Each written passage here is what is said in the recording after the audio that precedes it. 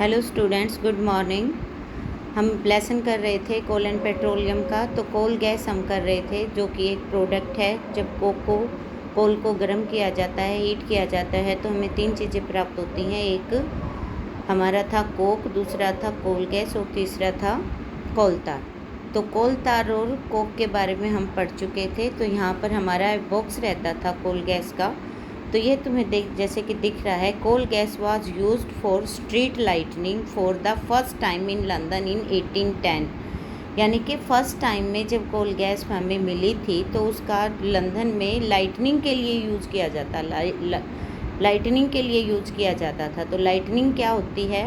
जैसे हम street light में यूज़ करते हैं, उसी तरीके से लाइटनिंग यानी कि रोशनी के लिए यूज किया जाता था। उसके बाद न्यूयॉर्क में लगभग 1820 के आसपास भी इसको लाइटनिंग के लिए यूज किया जाता है। लेकिन आजकल जो है, इसको हम हीट के सोर्स के लिए यूज़ करते हैं, यानी कि हीट प्रोडक्शन के लिए यूज़ करते हैं। उसके बाद इसको इंडस्ट्रीज़ में फ्यूल की तरह भी यूज़ किया जाता है, और ज़्यादातर उन इंडस्ट्रीज़ में यूज़ किया जाता है जो कि कोल माइनिंग के आसपास होती हैं। ठीक है, यहाँ तक का लेसन हमारा हो गया। तो ये सब जो आपने पढ़ा वो सब कोल के बारे में था। अब हम पेट्रोलियम के बारे में पढ़ेंगे। तो पेट्रोलियम वाला जो लेसन है, पेट्रोलियम हमारा सेकंड पार्ट है इस लेसन का। जैसे कि आप देख सकते हैं, you know that petroleum is used as fuel in light automobiles like such as motorcycles, scooters and cars. यानी कि ये जो पेट्रोल है, ये लाइट ऑटोमोबाइल्स का मीनिंग यहाँ पर ये नहीं है कि वो वज़न में हल्के होते हैं या और कोई बात है। मीन्स उनके अंदर जो व्हीकल्स बने हैं, उनकी जो मोटर है वो लाइट होती है। मीन्स उसको बहुत ज़्यादा भारी काम नहीं करना पड़ता। जैसे कि स्कूटर है, कार है, मोटरसाइकिल है, इन सब में पेट्रोल जो है वो एज ए फ्यूल यूज होता है। Heavy motor vehicles like truck and tractors run on diesel। तो जो भारी व्हीकल्स होते हैं, यानी कि उनकी जो मोटर होती है वो भारी होती है, उसमें फ्यूल जो है डीजल यूज होता है, पेट्रोल यूज नहीं होता उसमें। लेकिन पेट्रोल और डीजल दोनों ही हमें कहाँ से मिलते हैं? पेट्रोलियम से मिलते हैं। यानी कि जो पेट्रोलियम है वो मेन सोर्स हो गया हमारा, और उसी से पेट्रोल और डीजल बनाए जाते हैं। या तुम कहोगे कि जी पेट्रोल और पेट्रोलियम में क्या डिफरेंस है? वास्तव में जो पेट्रोलियम है वो एक लिक्विड है जो कि फॉसिल फ्यूल है, और उसी फॉसिल फ्यूल से हमारा पेट्रोल और डीजल दोनों बनाए जाते हैं। The word petroleum is derived from Petra, रोक। यानी कि पेट्रा का जो मीनिंग है वो रोक है, और जो ओलियम का मीनिंग है वो ऑयल है। यानी कि ये जो ऑयल है हमें रॉक से मिलता है। यानी कि ये जो माइंड होती हैं वो रॉक के नीचे होती हैं, अर्थ के अंदर होती हैं, इसलिए इसको पेट्रोलियम कहा जाता है। तो यहाँ से आपसे इन बिटवीन क्वेश्चन पूछा जा सकता है कि पेट्रोलियम का सही मीनिंग क्या है। तो मीनिंग में आप बताओगे पेट्रा मीन्स रॉक और ओलियम मीन्स ऑयल। उसके बाद है, do you know how the petroleum is formed. यानी कि जैसे आपने पढ़ा था कि जो कोल है वो कैसे बनता है, तो उसी तरीके से हम अब पढ़ेंगे कि पेट्रोल कैसे बनता है। तो पेट्रोल भी फॉसिल फ्यूल है, तो वो भी जो है वो बहुत ज़्यादा टाइम लेगा बनाने में, बनने में बहुत ज़्यादा टाइम लगता है। तो अब जो आगे हम लेसन कर रहे हैं वो हम पढ़ेंगे कि पेट्रोलियम कैसे बनता है। Petroleum was formed from organism living in the sea. यानी कि जो पेट्रोलियम है वो उन जीवों से बना है जो समुंदर में रहते हैं। As these organism died. आपको पता है कि ऑर्गेनिज्म जो है वो एक बार जब जीवित होते हैं तो मरेंगे भी कभी न कभी। तो जो समुद्री जीव हैं, जब वो मर जाते हैं तो their dead bodies settle at the bottom of the sea and got covered with the layer of the sand and clay. यानी कि जब ये जीव मर जाते हैं तो ये समुंदर की जो तली होती है, यानी कि बॉटम होती है, उसमें नीचे बैठ जाते हैं, और धीरे धीरे ये जो हैं सैंड और क्ले से ढक जाते हैं। फिर क्या होता है?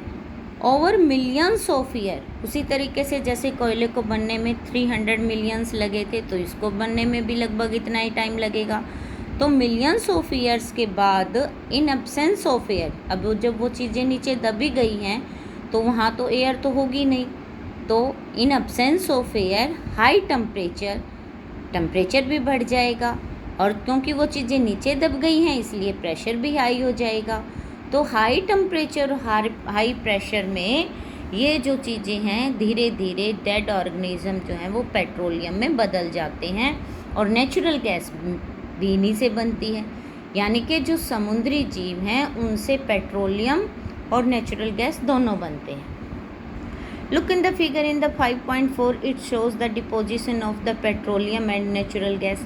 अब यहाँ पर आपको नीचे फिगर दिया गया है, इसमें आपको बताया गया है कि जो पेट्रोलियम और नेचुरल गैस हैं वो किस तरीके से डिपॉजिट होते हैं। डायग्राम में सिर्फ आपको ये दिखाया रखा है कि वो डिपॉजिट हो रखे हैं, लेकिन वो कैसे होते हैं, वो नीचे बन जाएंगे और ऊपर जो है वो पानी हो भी सकता है और नहीं भी हो सकता। You see that the layer containing petroleum, oil and gas is above that of water। यहाँ पर क्योंकि ये समुंदर में है इसलिए जो पानी के ऊपर ही पेट्रोलियम आपको मिलेगा। फिर आपको ये क्वेश्चन पूछा इन्होंने कि ये पेट्रोलियम जो है वो नीचे क्यों होता है, पानी ऊपर होता है, तो ऐसा क्यों होता है। Recall that oil and gas are the lighter than the water and do not mix with it. यानी कि जो ऑयल और गैस है वो दोनों की दोनों ही पानी से हल्के होते हैं और वो इसके अंदर मिक्स नहीं होती, इसलिए वो उसके ऊपर तैरते रहते हैं।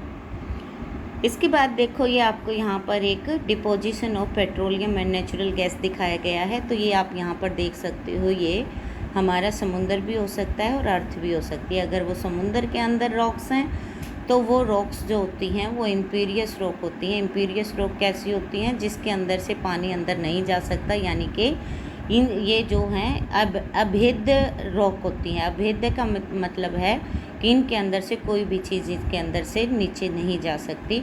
तो यहाँ पर आप देख सकते हो ये हैं रिसीवर्स मीन्स भंडार, यानी कि यहाँ पर ये जो है ये पेट्रोल के भंडार हैं। इसके ऊपर यहाँ पर ये वाटर है और ये ऑयल जो है ये इसके ऊपर रहेगा, क्योंकि ये लाइटर होता है और ये सबसे ऊपर गैस होती है।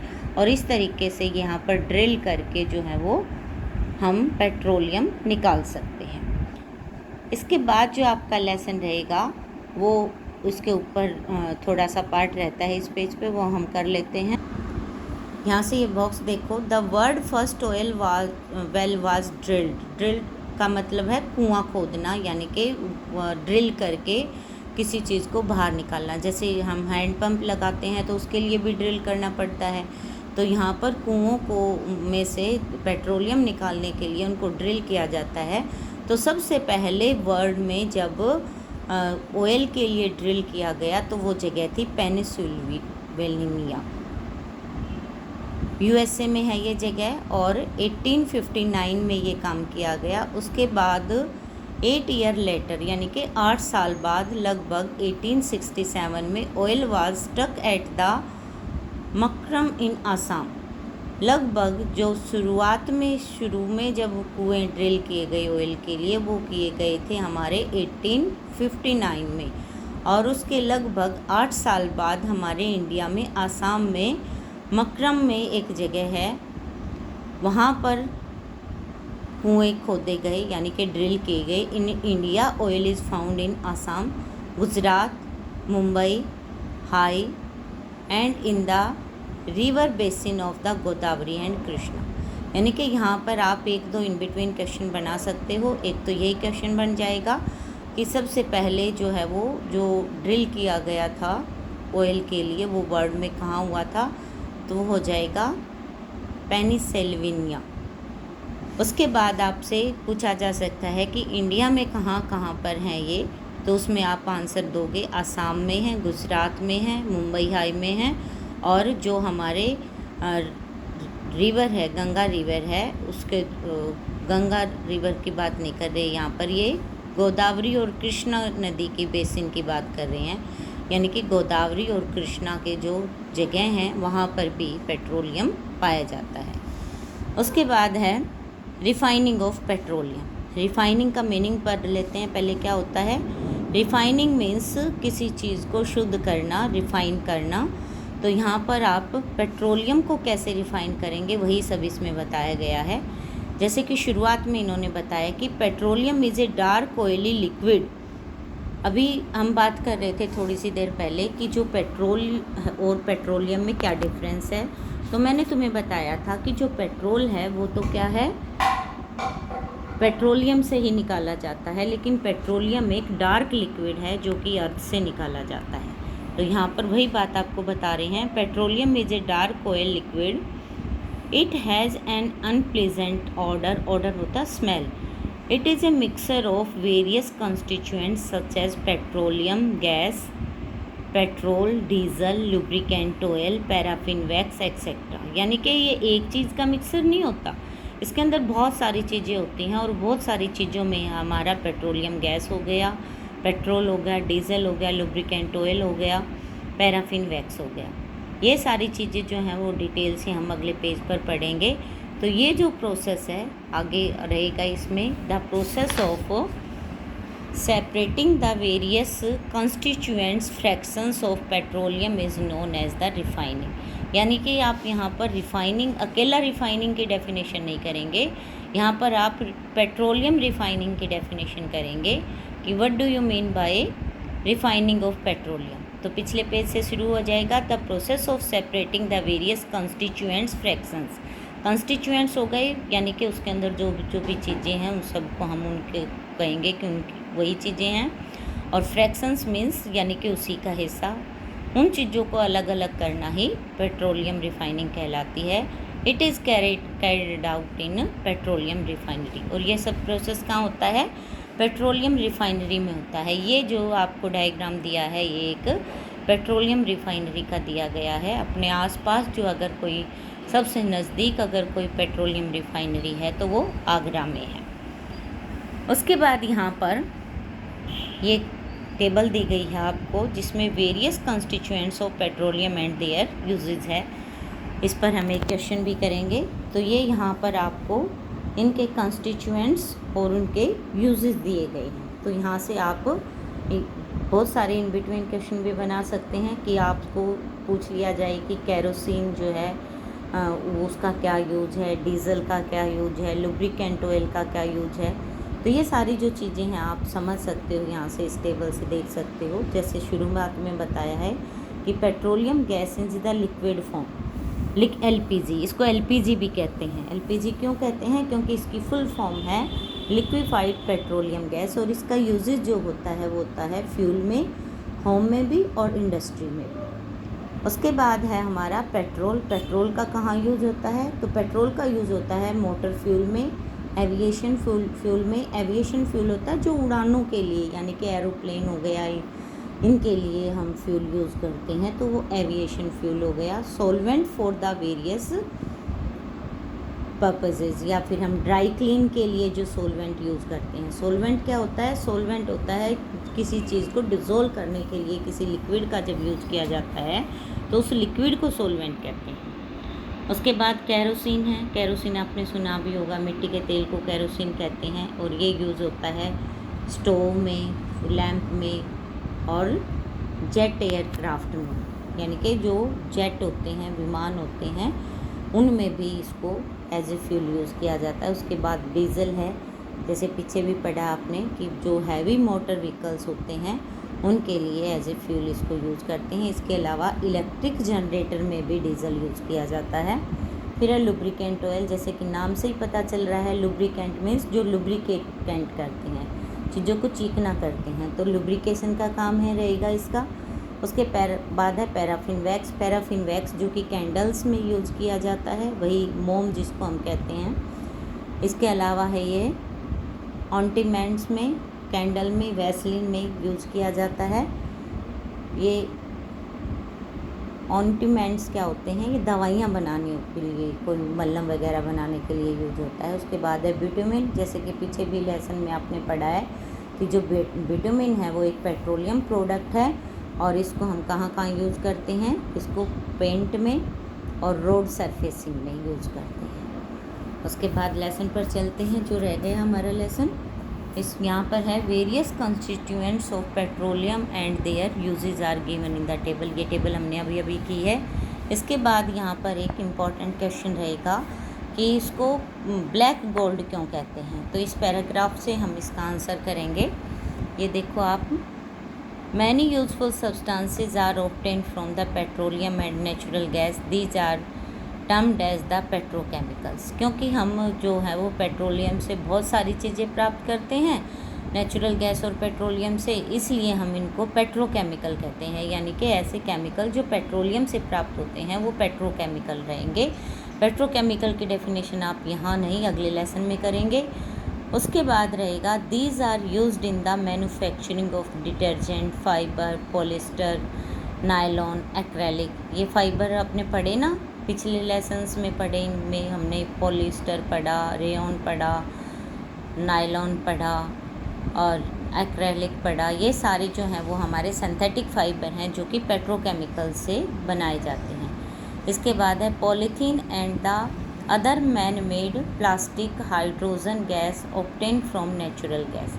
यानी कि इसके अलावा पॉलीथीन, हाइड्रोजन गैस, दूसरे जो प्लास्टिक हैं वो भी नेचुरल गैस से बनाए जाते हैं। It is used the petroleum.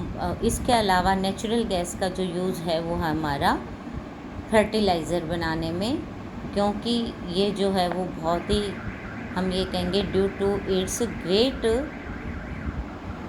क्या है ये वर्ड, कमर्शियल वर्ड, कमर्शियल, क्योंकि ये कमर्शियल होता है बड़े पैमाने पर। यहाँ हम ये कहेंगे कि इंडस्ट्री वगैरह चलाने के लिए यूज किया जाती हैं चीज़ें, जब उसको हम कमर्शियल वर्ड दे देते हैं, वर्ड नाम दे देते हैं। इम्पोर्टेंस है इसकी, कमर्शियल इम्पोर्टेंस है पेट्रोलियम की, इसलिए इसको ब्लैक गोल्ड कहते हैं। तो मैंने अभी शुरुआत में ही बताया था कि हाँ हम ये क्वेश्चन करेंगे कि why it is called the black gold. तो इसमें आप ये 3-4 लाइनें लिख लेंगे यहाँ से कि पेट्रोलियम जो है वो, पहली लाइन आ जाएगी मैनी यूज़फुल सब्सटेंसेस मिलते हैं इससे। उसके बाद हम इसको यहाँ से लिख लेंगे कि जो हमारी नेचुरल गैस है उससे भी बहुत सारी चीज़ें हमें मिलती हैं। तो क्योंकि ये सारी चीज़ें पेट्रोलियम के कारण ही संभव हैं, इसलिए इसको हम ब्लैक गोल्ड कहते हैं। तो ये लाइनें मैं एक बार दोबारा बता देती हूँ। Many useful substance are obtained from petroleum and natural gas. चाहे नेचुरल गैस आप ना भी लिखें तो सिर्फ पेट्रोलियम तक लिख लें। उसके बाद हम बताएंगे यहाँ से कि these are used in the manufacturing in the detergent, fibre, polythene and man made plastic etcetera. Due to its great commercial importance petroleum is also called black gold. ये हाइड्रोजन वाली लाइनें जो हैं वो हम छोड़ देंगे, क्योंकि ये हमारी किसके लिए हैं, नेचुरल गैस के लिए हैं। हमने केवल पेट्रोलियम के लिए ब्लैक गोल्ड लिखना है। तो आप यहाँ से ये पहली 3 लाइनें और यहाँ लास्ट से, यहाँ से आप ये क्वेश्चन कर सकते हैं। उसके बाद है नेचुरल गैस।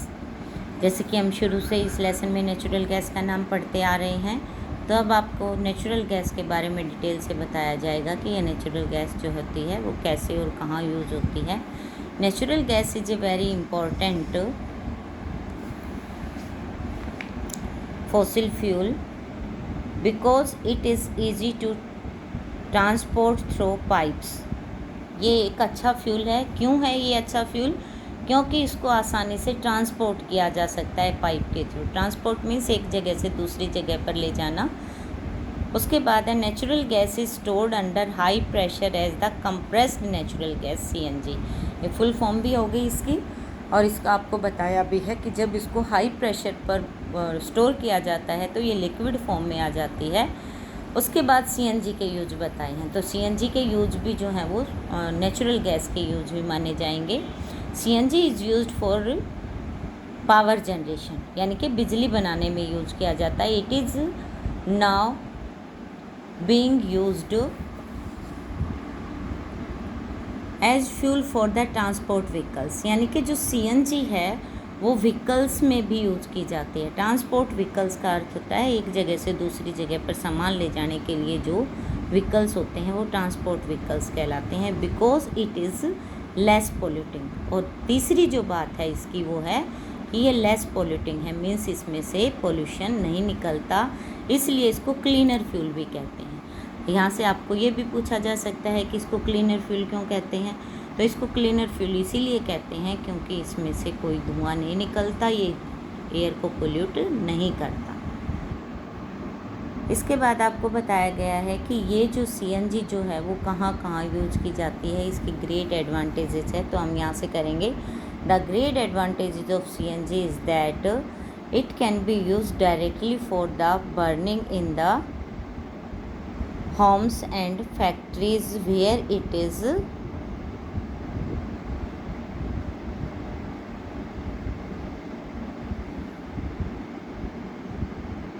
ये यहाँ से लाइन छूट गई, मैं दोबारा से बता देती हूँ।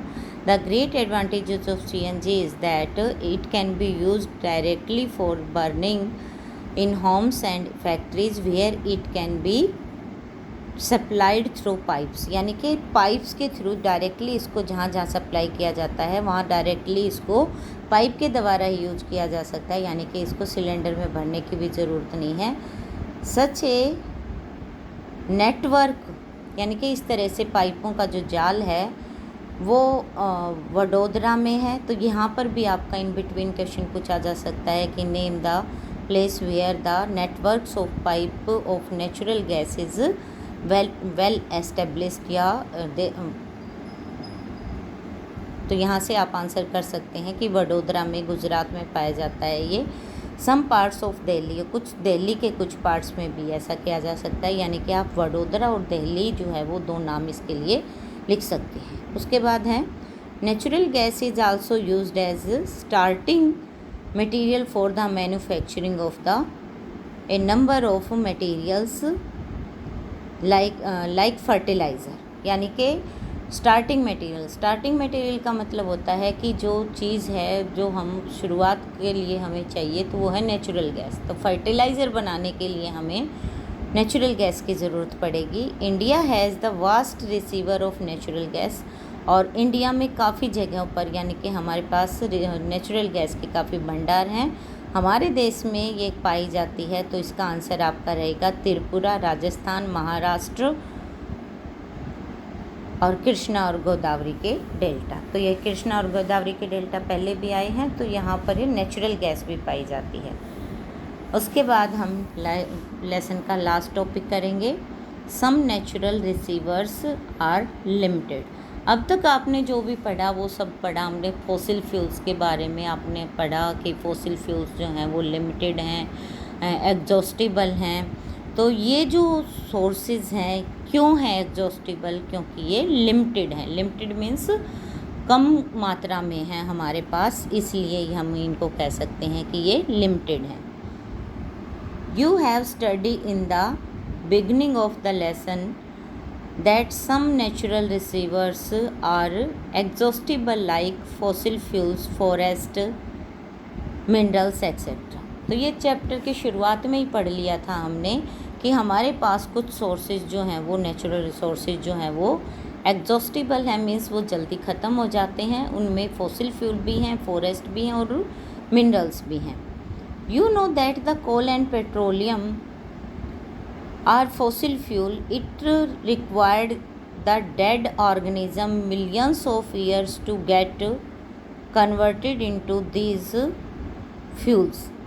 यानी कि ये जो पेट्रोलियम और जो नेचुरल गैस है या फिर हमारा कोल है, ये फॉसिल फ्यूल्स जो हैं इनको बनने में मिलियंस ऑफ ईयर्स लग जाते हैं, यानी कि इनको बनने में बहुत ज़्यादा टाइम लगता है और ये लिमिटेड क्वांटिटी में भी हैं। On the other hand the non reserves, यानी कि जो रिसीवर हमारे पास नॉन है, यानी कि जो हमारे पास अवेलेबल हैं वो बहुत कम हैं और वो जल्दी ही फ्यू हंड्रेड ईयर्स में ख़त्म हो जाएंगे। यानी कि हम ये कह सकते हैं कि ये जो फ्यूल हैं ये हमारे लिमिटेड क्वांटिटी में होने के कारण और मिलियंस ऑफ ईयर्स लगते हैं इनको बनने में और हमारे पास कम भी हैं, इसलिए हम ये कह सकते हैं कि ये जो नेचुरल रिसोर्सेज हैं हमारे जल्दी ख़त्म।